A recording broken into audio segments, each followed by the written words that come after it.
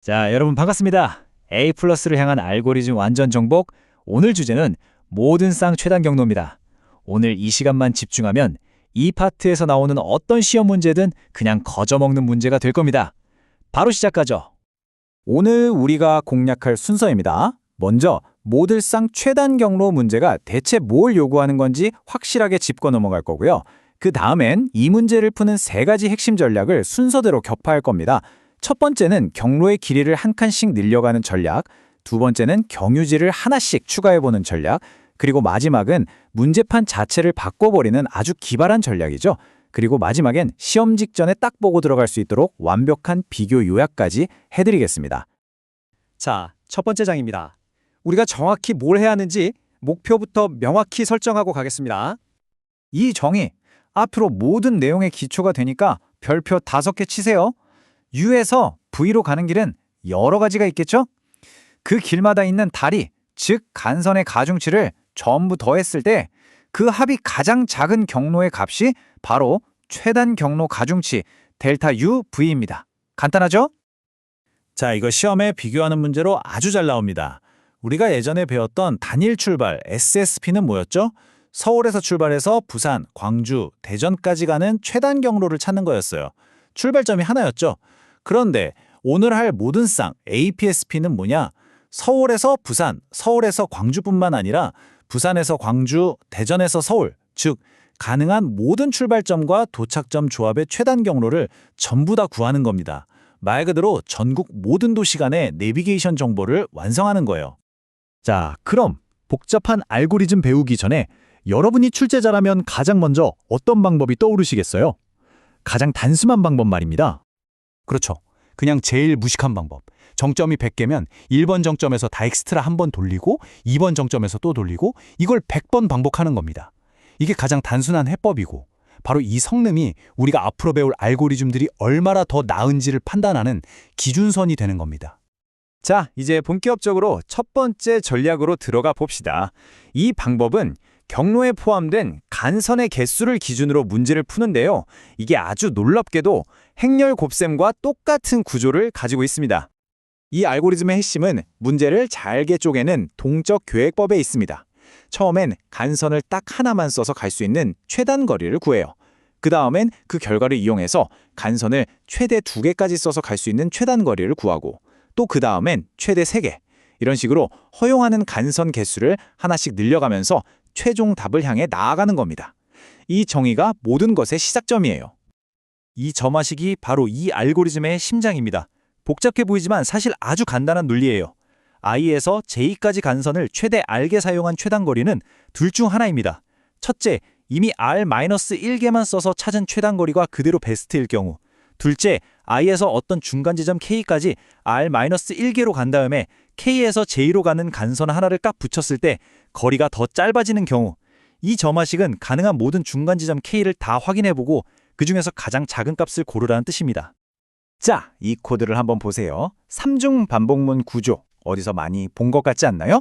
이게 바로 표준 행렬 곱셈 코드와 구조적으로 완벽하게 똑같다는 게 이 알고리즘의 가장 흥미로운 지점입니다. 보세요.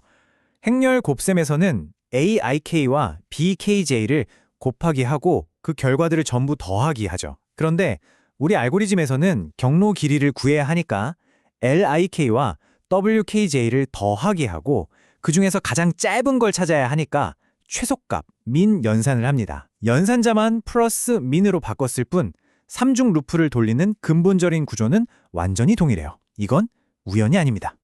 그래서 핵심은 이겁니다. 이 특별한 행렬 곱셈, 즉 Extend Shortest Passage 연산을 한 번 할 때마다 우리가 고려하는 경로의 최대 간선 개수가 하나씩 늘어나는 효과가 있는 거죠.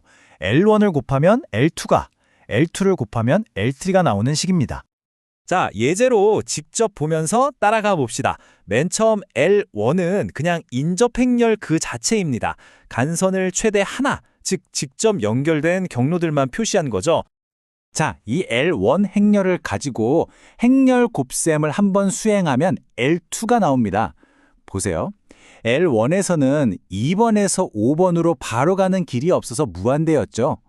하지만 이제 간선을 2개 쓸 수 있으니까 2에서 3을 거쳐 5로 가는 경로, 즉 가중치 8 더하기 3 해서 10일짜리 경로가 새로 찾아진 겁니다. 이렇게 L2 행렬이 업데이트되는 거죠. 이걸 정점 개수만큼 반복하면 답은 나오지만 V의 4제곱이라는 끔찍한 시간이 걸립니다. 당연히 이런 생각이 들죠. 이거 더 빠르게 할 수 없을까요? 네, 당연히 있습니다. 우리가 2의 16제곱을 계산할 때 2를 15번 곱하지 않잖아요. 2의 제곱, 2의 4제곱, 8제곱 이렇게 제곱을 반복해서 훨씬 빨리 계산하죠. 똑같은 원리, 반복제곱법을 여기서도 쓰는 겁니다. 그래서 V1번이나 곱셈을 하던 걸 이제 로그 V번만 하면 되는 겁니다. 덕분에 시간 복잡도가 V4제곱에서 V3제곱 로그 V로 확 줄어들게 되죠. 훨씬 효율적입니다. 자, 두 번째 전략으로 넘어가겠습니다. 이번에는 문제를 바라보는 관점 자체를 완전히 바꿉니다. 간선의 개수가 아니라 어떤 정점을 거쳐갈 수 있는가를 기준으로 문제를 풀어볼 겁니다. 프로이드 워셔 알고리즘의 핵심 아이디어는 이겁니다. I에서 J로 가는 어떤 최단 경로가 있다면 그 경로에 포함된 중간 정점들 중에 가장 번호가 큰 녀석, K가 있을 거라는 거죠. 그래서 동적 계획법의 상태를 이렇게 정해야 합니다. 1번부터 K번까지의 정점들만 경유지로 사용했을 때 I에서 J까지 가는 최단 거리. 아까랑 관점이 완전히 다르죠? 아까는 간선 개수 제한을 늘려갔다면 이번엔 경유할 수 있는 정점의 범위를 넓혀가는 겁니다. 이 점화식은 정말 우아하고 강력합니다. K번 정점까지 경유지로 쓸 수 있을 때 최단 거리는 둘 중 하나라는 거예요. 첫째, K를 굳이 거쳐가지 않는 게 더 빠른 경우, 즉 K-1번까지만 썼을 때 최단 거리. 둘째, I에서 K까지 갔다가 K에서 J로 가는 게 더 빠른 경우, 이 둘 중에 더 작은 값을 고르면 그게 정답이라는 겁니다. 정말 간단하죠?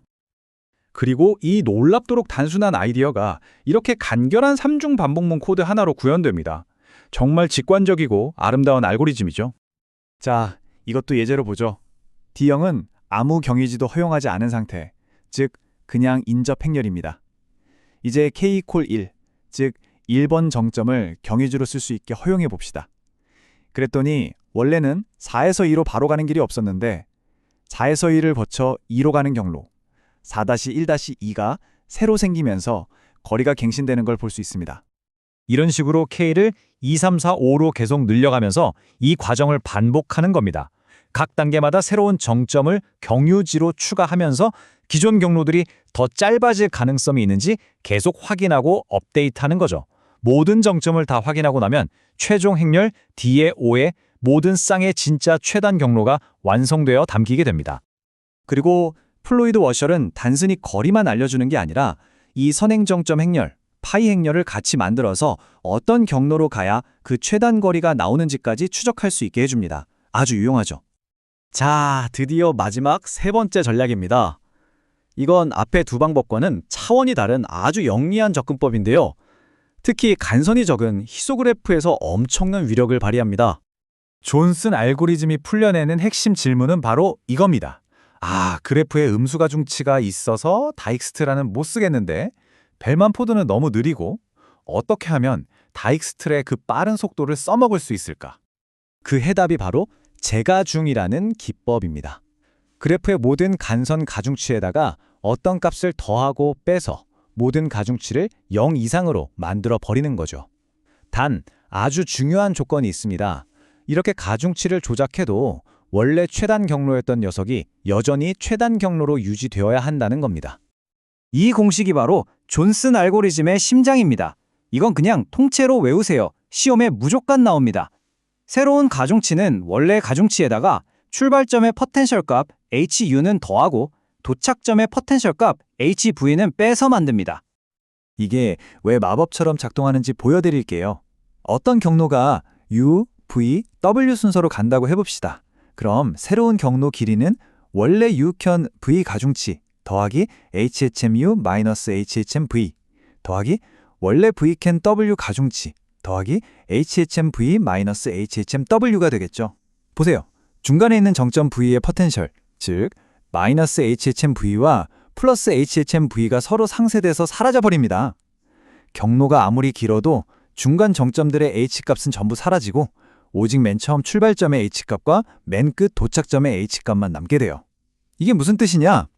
A에서 B로 가는 모든 경로의 길이가 똑같은 값만큼만 변한다는 겁니다. 그러니까 원래 1등으로 짧았던 경로는 가중치를 바꿔도 여전히 1등이라는 거죠. 순위가 절대 바뀌지 않아요. 그래서 존슨 알고리즘은 이 4단계로 진행됩니다. 첫째, 가상의 출발점 S를 만들어서 모든 정점과 0짜리 간선으로 있습니다. 둘째, 이 S에서 벨만포드를 딱 한 번 돌려서 모든 정점까지의 최단 거리를 구하는데 이게 바로 아까 말한 포텐셜 HV 값이 됩니다. 셋째, 이 H 값으로 모든 간선을 재가중해서 음수 간선을 없애버립니다. 넷째, 이제 마음 놓고 모든 정점에서 다엑스트라를 쌩쌩 돌려서 답을 찾는 겁니다. 이 그림이 바로 그 과정을 보여주는 겁니다. 왼쪽에 가상의 출발점 S를 추가했죠. 여기서 벨만포드를 돌리고 나면 오른쪽 그림처럼 각 정점마다 H값이 계산됩니다. 예를 들어 1번 정점의 H값은 0, 2번은 -5 이런 식이죠. 그리고 이 H값들을 이용해서 간선 가중치를 전부 0 이상으로 바꿔준 겁니다. 자, 이제 모든 간선이 양수가 됐으니 게임 끝났죠. 이제부턴 그냥 각 정점에서 다엑스트라 알고리즘을 신나게 돌리면 됩니다.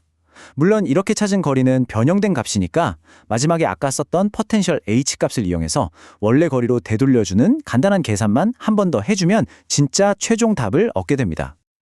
자, 이제 모든 걸 배웠습니다. 시험장에 들고 갈 마지막 비법 노트, 최종 비교 정리로 오늘 내용을 완벽하게 마무리하겠습니다. 이 표가 오늘 수업의 모든 것입니다. 이건 그냥 스크린샷 찍어서 통째로 외우세요. 밀집 그래프에서는 플로이드 워셜이 가장 깔끔하고 빠릅니다. 하지만 현실 세계의 많은 문제처럼 간선이 적은 희소 그래프에서는 존슨 알고리즘의 시간 복잡도 OVE 로그 V가 압도적으로 유리합니다. 이게 핵심이에요. 마지막으로 여러분께 질문 하나 던지면서 마무리하겠습니다. 우리가 쓰는 구글 맵이나 네이버 지도 같은 실제 내비게이션 시스템은 수백만, 수천만 개의 도시와 도로로 이루어진 거대한 그래프입니다. 과연 오늘 배운 알고리즘들 중에서 어떤 것이 이런 실제 문제에 가장 가깝게 사용될까요? 그리고 그 이유는 무엇일까요? 한번 깊이 고민해 보시기 바랍니다. 수고하셨습니다.